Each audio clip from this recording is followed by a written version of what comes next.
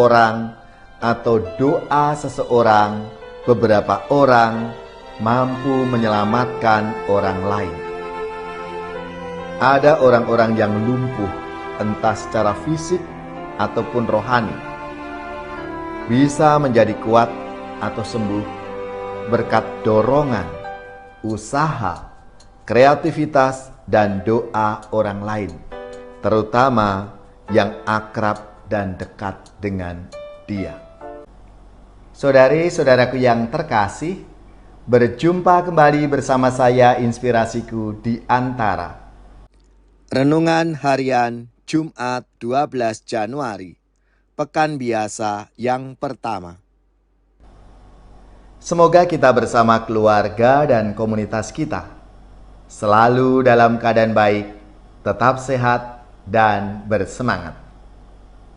Marilah kita mengawali renungan kita hari ini dengan tanda kemenangan Kristus. Dalam nama Bapa dan Putra dan Roh Kudus. Amin. Allah Bapa yang Maha Setia, kami bersyukur kepadamu atas kasih setiamu dalam penyelenggaraan hidup kami.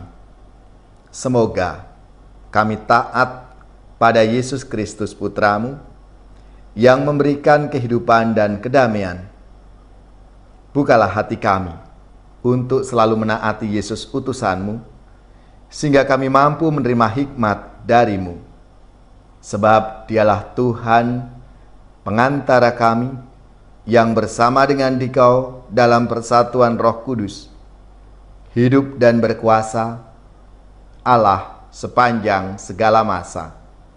Amin. Dalam nama Bapa dan Putra dan Roh Kudus. Amin.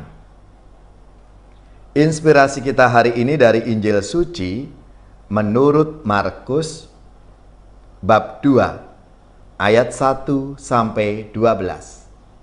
Marilah kita siapkan kitab suci kita masing-masing. Kita akan membaca bersama-sama lalu merenungkannya.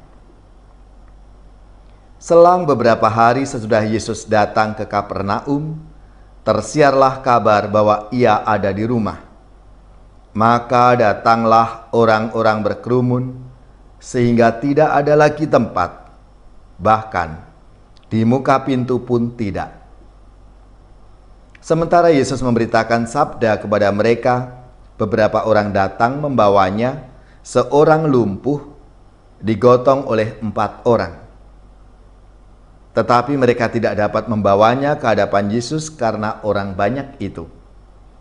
Maka mereka membuka atap yang di atas Yesus. Sesudah atap terbuka, mereka menurunkan tilam tempat orang lumpuh itu terbaring. Melihat iman mereka, berkatalah Yesus kepada orang lumpuh itu, "Hai anakku, dosamu sudah diampuni."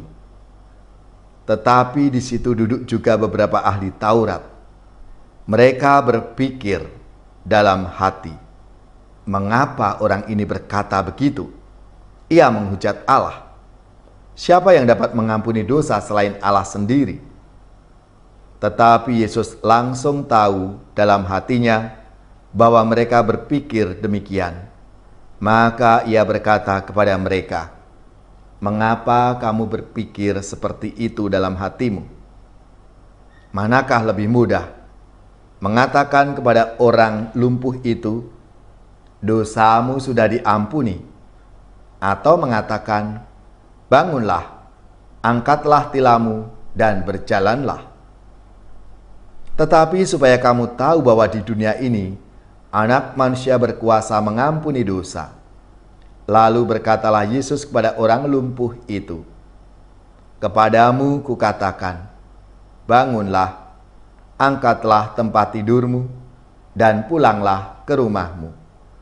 Dan orang itu pun bangun, segera mengangkat tempat tidurnya, dan pergi keluar di hadapan orang-orang itu. Mereka semua takjub, memuliakan Allah, katanya, "Yang seperti ini belum pernah kita lihat." Demikianlah sabda Tuhan. Terpujilah Kristus.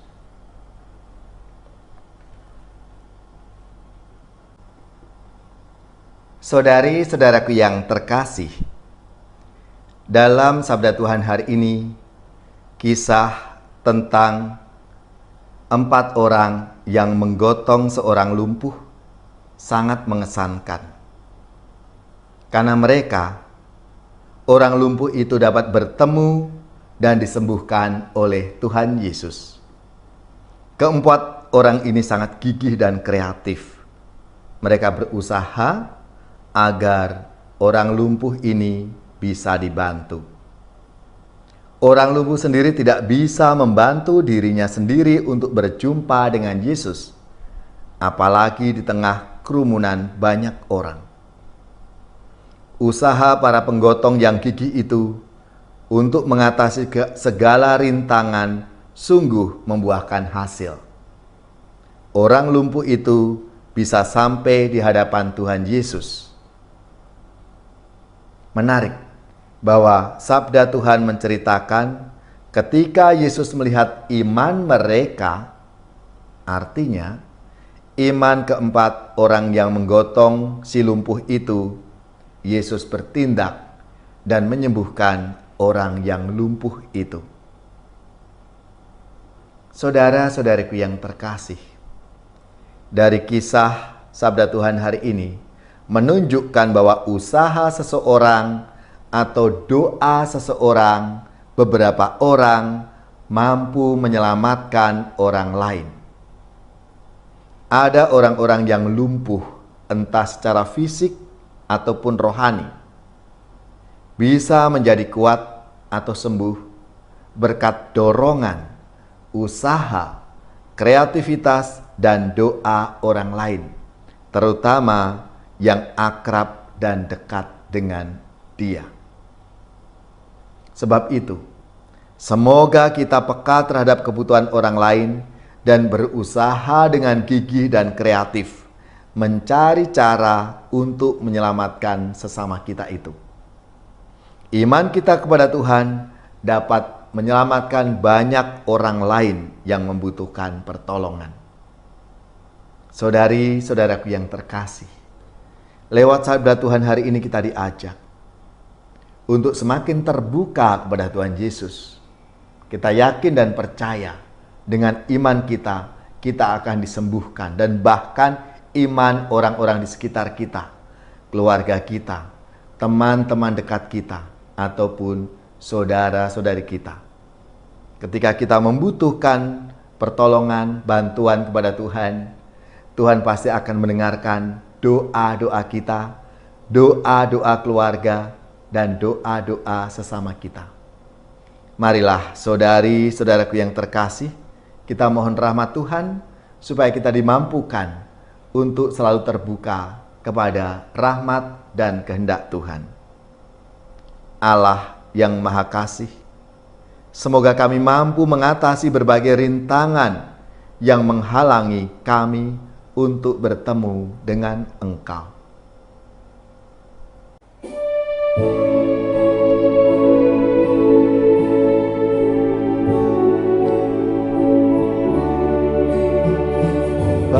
Bahagia manusia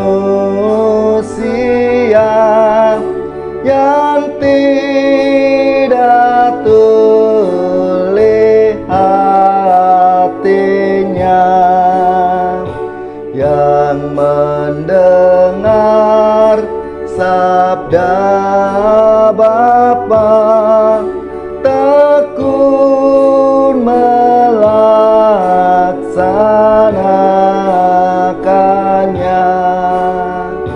Sabda Tuhan penuh daya, yang tersesat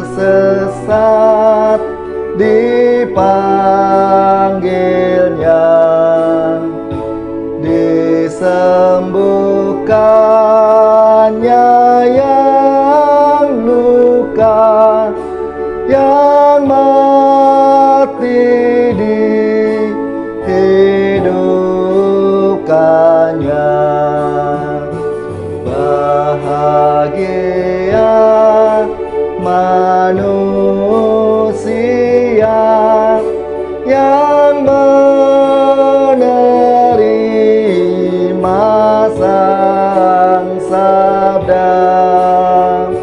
sabda yang sudah menggema dalam wujud manusia. Terpujilah, oh Sang Kristus, sabda kekal dan penebus, kebenaran, kehidupan, serta jalan keselamatan.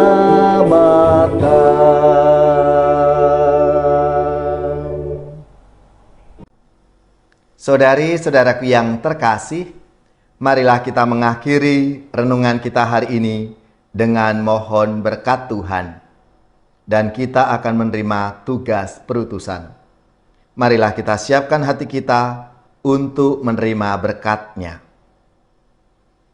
Semoga saudari-saudara sekalian, keluarga-keluarga dan komunitas kita, orang-orang yang kita doakan, mereka yang sakit, yang menderita, seluruh tugas, belajar, pekerjaan, usaha, serta karya pelayanan kita, dibimbing, dilindungi dan diberkati oleh Allah yang Maha Kuasa, Bapa dan Putra dan Roh Kudus.